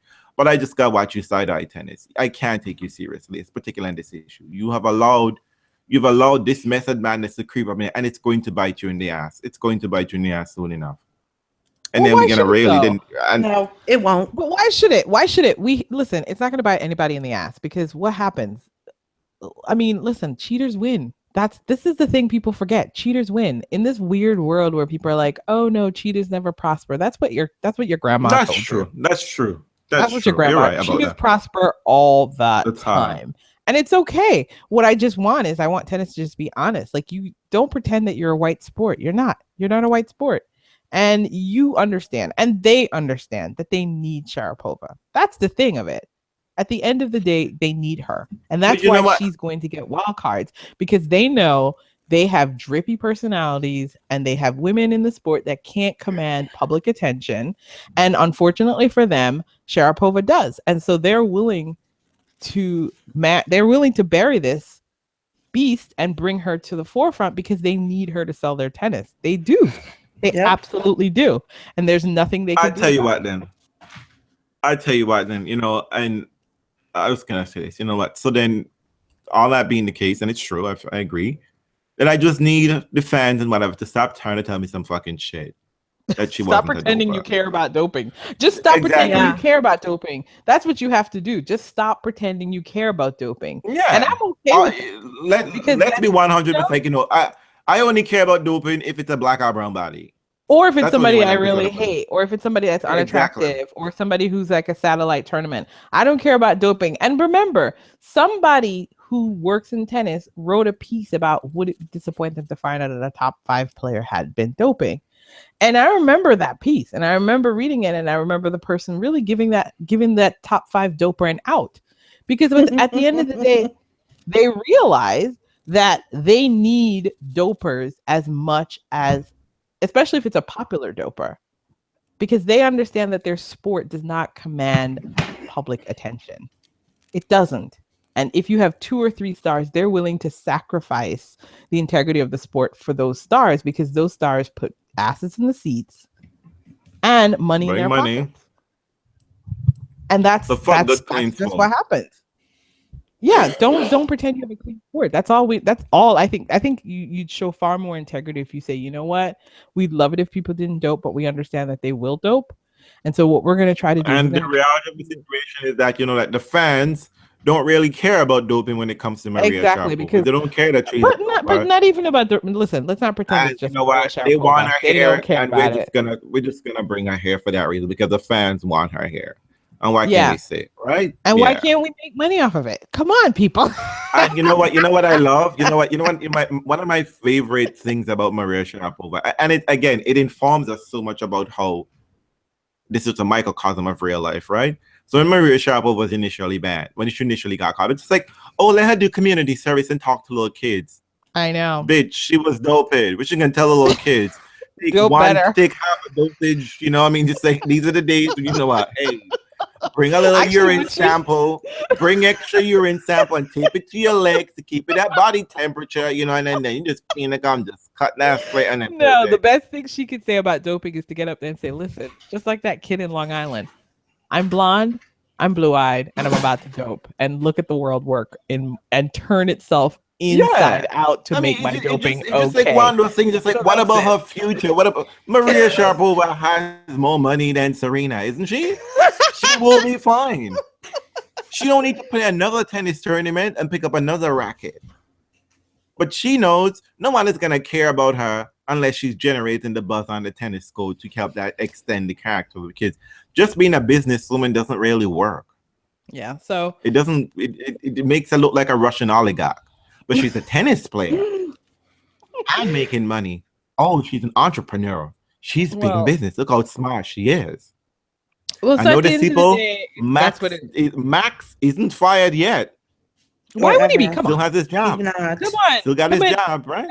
Come on. Let's not pretend. Come on now. Listen, I think everyone was probably pissed off more at Max than at Sharapova because Max took away their golden goose. So if he had done a better job. So I mean, I think we're all aware that tennis is ready and eager to forgive Maria Sharapova, which they are right to do because she is your cash cow. And without her, nobody's watching or caring about the WTA, I guess. So, well, we'll welcome her back when she comes back. Oh, bless. I love it. But anyway, so we can wrap up. Yeah, Indian Wells technically start tomorrow, I guess, with qualification on the earlier rounds start. Gentlemen, that's not really I'm looking forward to. Venus, I hope you can win a couple of rounds, get somewhere, might be interesting. Yeah, everyone's back on tour this week, except for I guess Gilles Simon. A few people have pulled out. Oh, David Ferrer is not playing Indian Wells, which is interesting. Alize Cornet has pulled out. So Serena, girl, get on it, girl. You need to come back Indian Wells playing. Get on it, girl. You definitely need this win. She didn't win. Yeah, she pulled out of the semifinals first time she came around. It feels like an open field. It feels like an open field. Yes, on the men's side. I'm not certain on the women's side. Azarenka, so she's defending champion is best breastfeeding right now. She is. God. So some girls can get on it. Angie, girl, you gonna get it? Gabine, are we gonna win 3-4 matches this time around? Are we gonna win 4 matches in a row, girl? Are we gonna? Let's come on for Gabine. Get it together, Gabine. Okay, somebody gotta represent Spain, because fuck. But that's when Nadal ain't winning titles these days. I'm just saying. Bye. They're getting the finals though. So good. Congratulations on congratulations on Verdasco for getting to a final. You play great tennis all the way up. Let's see what you bring to Indian Wells. Same thing for Andy Murray. Congratulations on your first Dubai. Oh, one more thing. That's my one more thing. I mean, we have to address, before we let Laverne, who is eager to get out of her seat, girl. You're in the hot seat right now. You're in the hot seat. Because you got into a Twitter twat, a spat with the NoleFam, #NoleFam. And Janina, I thought we were being nice to people. I welcome them. A special shout out to the NoleFam all the time on this podcast. What's going on, girl? Why are they trying to snatch our Becky with the good hair? Why? Because why? There apparently was a conversation amongst them all about Novak's 24-second interview after he lost to Kyrgios, and somehow wait, hold on. You mean Nole went into a press conference into the room and was there for 24 seconds and then left? Yeah. Is that what you're saying? That's what I'm saying. Wait a minute. What? I'm gonna check Mill Prelude right now. Serena spent 3 minutes in a room and people got pissed off, and we didn't have a whole. That's not the point. That's not the point. Wait, this is the point. Just hold your horses. So they were talking about this, and then somehow it got back to, well, this is better and not as bad as Federer's 2011 press conference when he lost at the US Open to Novak. And I just tweeted, somehow NoleFam manages to bring Federer back into everything. So naturally, NoleFam came out of the fucking woodwork at me. It wasn't about that, this is, my point was, and it's true from where I sit and what my timeline looks like. Because honestly, I don't have a lot of Nole fans on my timeline, but I get a few and things get retweeted or whatever. But it just amazes me that no matter what Novak does, be it good or bad, somehow they manage to pull Roger Federer's name in it. And I'm just like, are you really that insecure? Because that's what it looks like. That's really what it looks like. So I had several people that I have never spoken to on Twitter in my life come for me and attack me from every angle that you can ever imagine. Me personally, like the way that I look, apparently, where I live, where I'm from, who I like as a fan, or, what a fan I am of as far as players, and our podcast. And we are not, which was the only part that mattered, right? To us. Exactly. So we apparently are not professional enough. Our podcast will never be successful if we continue down the path that we are on now. We will never grow our listenership, and that's why people don't listen to us anymore, because we don't give Novak the respect that he deserves. We don't do that here. So we will never go anywhere. Are y'all aware of this? Because apparently I didn't know we were trying to go places. We will never have a sponsor because of the way that we speak. And, I said, and I think Andreen said this to somebody before this happened, like last week or something. Someone tried to say, that they didn't appreciate that the way that we had handled something on the podcast. And Andreen's response was, you know what? No one owns us. We are free. We do this all ourselves. And that's why we get to say whatever the fuck we want when we want to say it. You don't get to define our success. You don't get to decide what is successful. You have no idea what we talk about outside of this podcast, about the plans that we make for this podcast, and about the goals that we set for this podcast. And I would just like to publicly share that thus far, every goal that we have set for this podcast, we have met and succeeded. And therefore, in the eyes of the three of us, we are successful because we've done what we set out to do. And you don't get to determine our success. So thanks for trying. Thank you very much. And I'm sorry. Let me just say. I think it's really strange, though, what success means for people. That's what I said. I said, what? Why are you like accommodation? Like I specifically said, why to speak truthfully? Well, I asked the question. I said, why are you telling me that we can't be successful when you haven't asked us what our goal is? I know.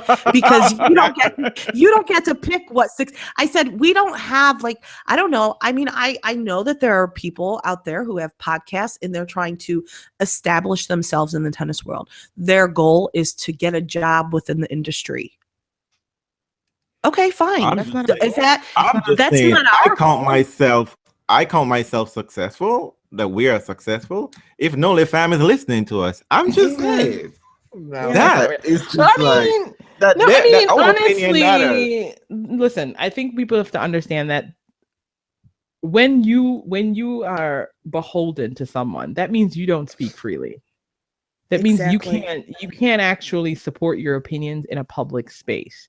You have to be careful. Everything you do has to be off the record.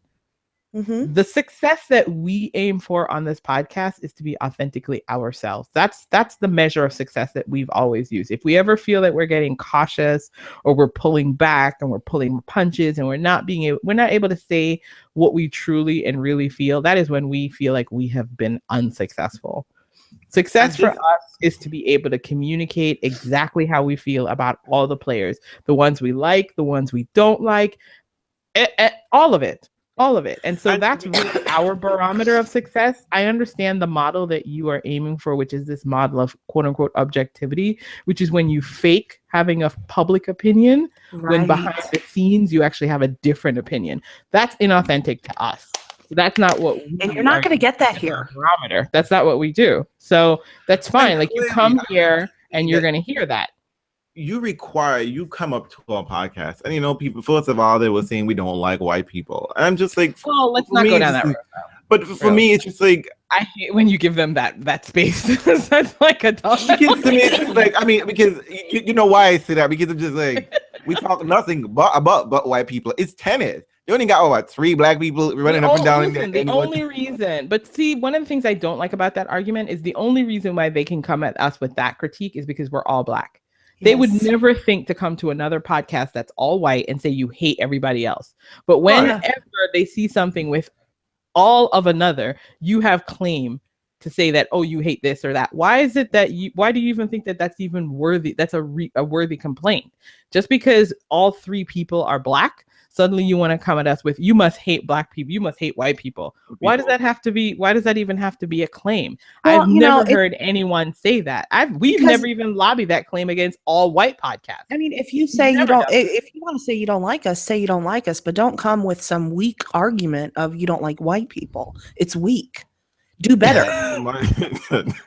I mean, that's what you all do. You all get together in a room and you know what, people, you know what, that's not what we do. You see, the thing about NoleFam is that we're really just like, we have been right on the money about Nole every single time. Every single time. We've been right. We talked about the fact that, he's going to a downward spiral as soon as he hit the French Open, as soon as he won that French Open. Boom. Guess what happened?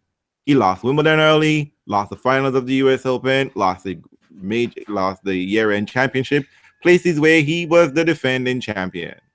Then what else we got with this nonsense? Oh, we came with the fact that he's not as popular. And guess what? Even when Federer was ill and out, and not even wrong, we're talking about Federer. And look, numbers show this prove it. What? Look, I'm not even checking, but these people are just lazy. They aren't interested in the They listen to our podcast at the end of the day, and other side of that. Other side of this is that it has nothing to do with Nole. It is the road of a champion. This is what Nole families don't understand. We have been here forever. We were Pete Sampras fans. We were Agassi fans. We were Edberg fans. It is the life cycle of a tennis player. You all are Nole fans, and you can't step outside of that to understand that Nole's on a journey like everyone else. This is his journey.